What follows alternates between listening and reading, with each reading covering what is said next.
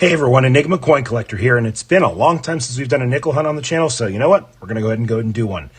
Apologize for my voice. I've lost it recently. Hopefully it's going to come back soon, hopefully over the course of this video if it takes me a few days to film it. Either way, I've got 2 boxes of nickels. They're one of my favorite things to hunt because you can find buffaloes, you can find silver, you can find foreigns. There's a lot of different things you can find, errors, varieties, you name it, they're basically in here. So we're going to just go ahead and get started. We're going to be bringing you in for all the finds starting from 1959 and back. We'll see what this box has in store for us. First roll is going to have our first find. It's a 1942 transition year nickel. This could be silver or it could be just nickel. We'll check it though. And it's just going to be a regular nickel, minted in Philadelphia, but it's our first find and it gets us on the board. Second roll, second find. This one's a 1956 from Denver. Roll number 8, and we just uncovered a second-year Jefferson. 1939. If it's got a mint mark, it's a key date, but I don't think it's going to, based off the wear. And it's not a key date. No mint mark. No doubling, but still a 39. And I think, yep, a 57. Denver to go along with it. Roll 16, we've got another slick 1939. Probably not a key date, and it's not. We'll check it again anyway, though. No mint mark and no doubling. That's our second 39, though, and as before, finds coming in pairs, a 54 Philadelphia to add. Very cool. Roll 18, 1957 from Denver. We also found a Canadian to add to the board. Roll 20, and we've got a 1958 from Denver, and an old one looking back here. Oh, it's a 1946 from Philadelphia. A few rolls later, another 50s, this time in 1957 again. I'm not zooming in on the 50s because there's really nothing interesting about them. I'll try to zoom in on the other ones. Let me know if you guys like this new format or not. I'm changing some things up with my camera, and I just thought I'd try to zoom in as opposed to having the camera switch back and forth like it did before. Good thing I didn't stop filming because we got another find, and it's our third 39 of the box. And again, no mint mark. Keep finding these.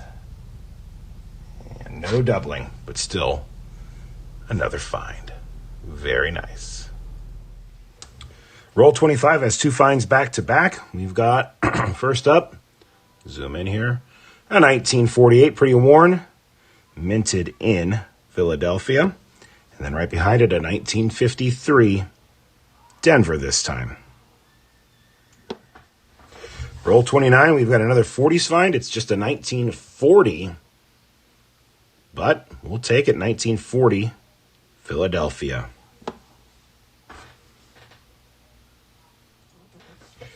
Well, I just dumped open roll number 33. I don't know if you can see it by the edge. Let's zoom in a little bit. Remove these over.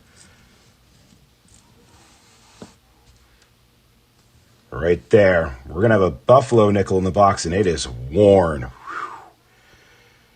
Probably not going to get a date from that. There is no mint mark. To type 2. Let me work on this a little bit. Put it under the scope first before I do that. Yeah, it is worn. It is heavily worn. The giant ring of death mark right where the date is. So it was an ender at one point. Might not be able to get a date even with nickel date. Yeah, no mint mark. But let me work on this for a little bit. I'll be right back. Well, I've used nickel date. I actually used it twice because the first time didn't do much. I don't know if it's going to come through. I'll zoom in as much as I can. But that scratch right where the date is makes it really hard. But I think in the right light you can see a 1-5. So I'm going to call this A 1915. I think you can see it right there in the light. Make sure I get it on the screen. 1915, right there. 1915. Philadelphia Buffalo nickel. Now, in this condition, it's worth probably about $1, but still, right there. 1915 Buffalo nickel in the box. Pretty dang cool, if you ask me, regardless. Roll 35 is going to have our next find, just a 1951, minted in, I think that's Denver. It is 1951, if I can pick it up. Yep, 1951, minted in Denver. Same roll and another 50s find, just a 1954 Denver as well. Next roll, next find, just a 1958. Not going to bring in too close for that. 58 Denver to add to the board. Roll number 40, and I think we've got some finds in here. I know we have at least one. Let me bring it down. We know we've got this 1953 Denver to add. And that's going to go right there. And then these both look suspect. Not this one, but this one's a 1942. I didn't see if it had a mint mark. It's a non-silver, but it's a Denver, so that's a lower mint. It's a 1942 Denver. And about this one at the end, nope. All right, if I have anything else, I will bring you back in.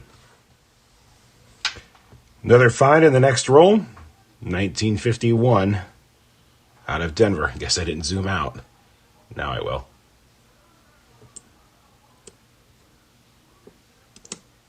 Got a few finds in this roll and bring you in because I saw this and I just wanted to go over it, but we'll start with this one.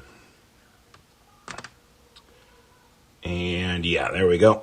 So the first one, 1953, Denver, nothing too special there. Had a few of those already. Then we found a 1957 in the same roll.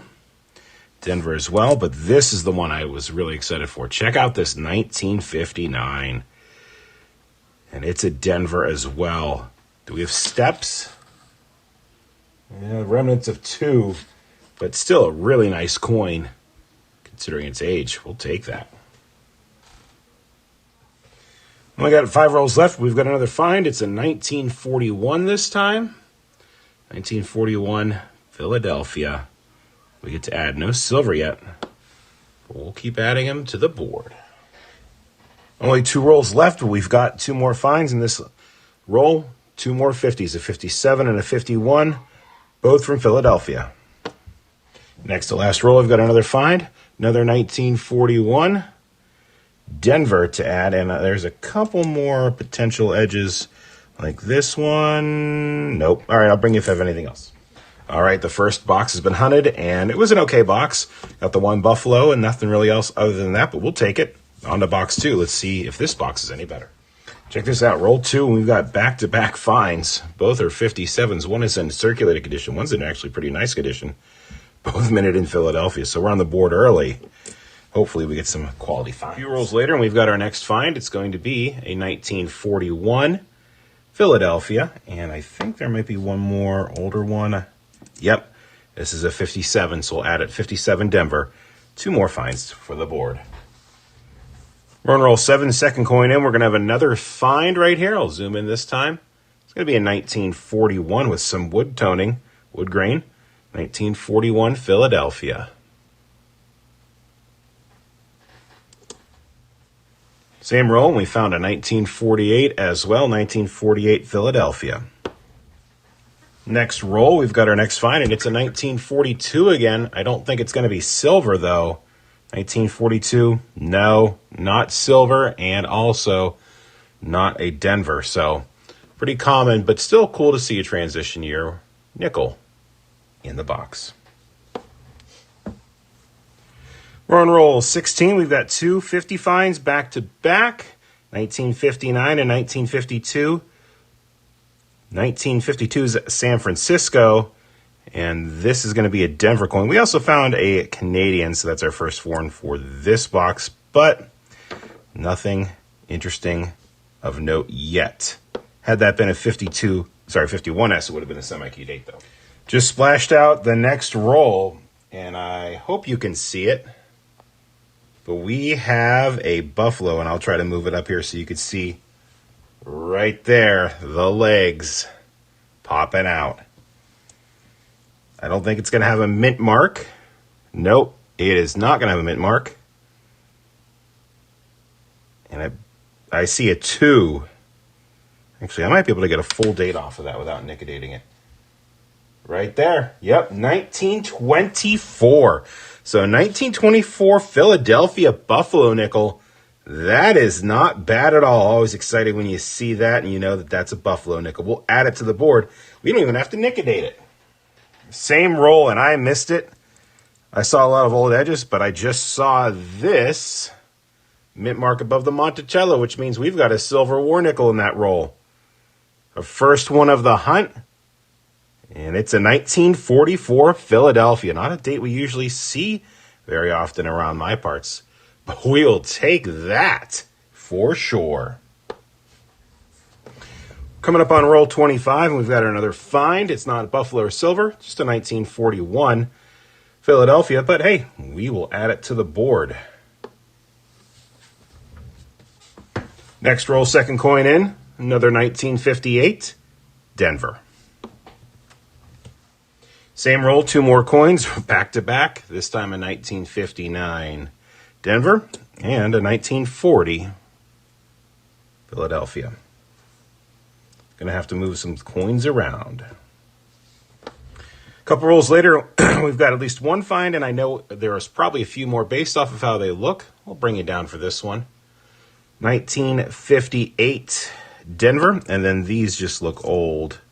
I'm going to assume, yep, 1948 Philadelphia.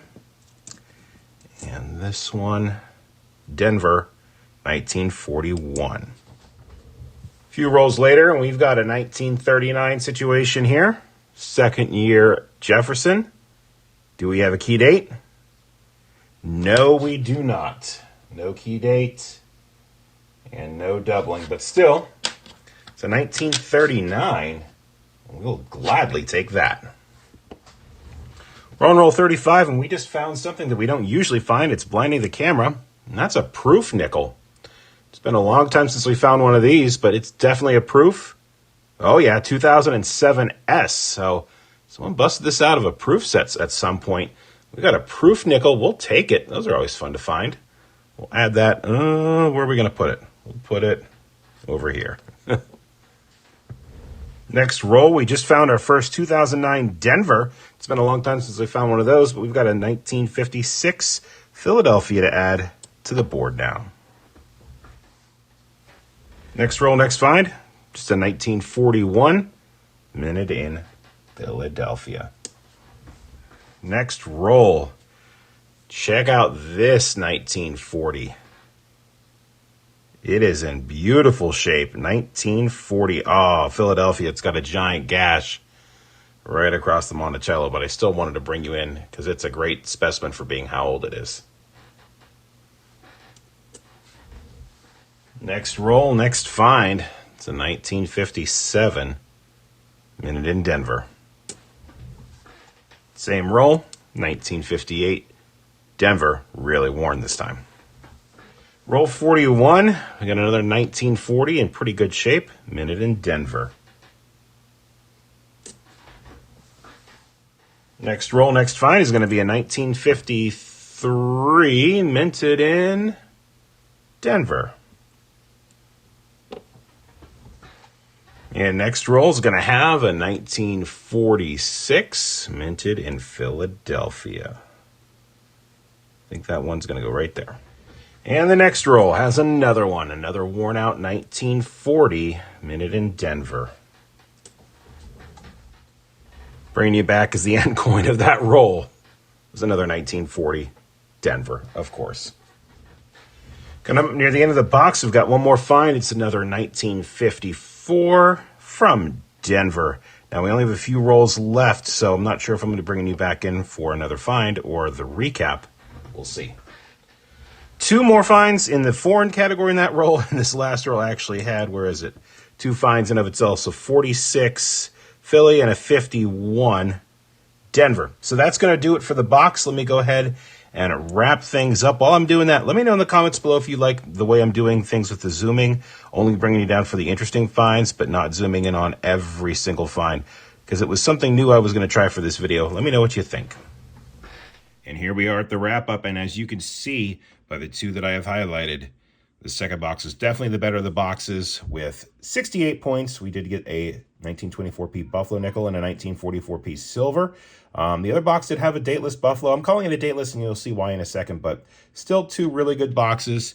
You can see the second box was above average and the first box was below average, but we'll go through them here in a minute. So the reason I'm calling that a dateless now is because even with the Nicodate, you can see that it's faded a little bit. It's been a few days, and I can't see the date anymore. So because of that, I'm just going to call it a dateless Buffalo nickel. It's got damage. It's rough, but still really cool finding it. Got those 339s, and then you can see the 40, 41, 42, no silver. I did check for all the mint mark errors and the DDOs and all the stuff on all these coins, and you can see that we didn't really have any of them. In fact, we didn't have any of them at all. Nicest one, we had a really nice 1959 there at the very end. But for this box, we had a total of 3 coins from the 30s, 7 coins from the 40s, and 14 coins from the 50s.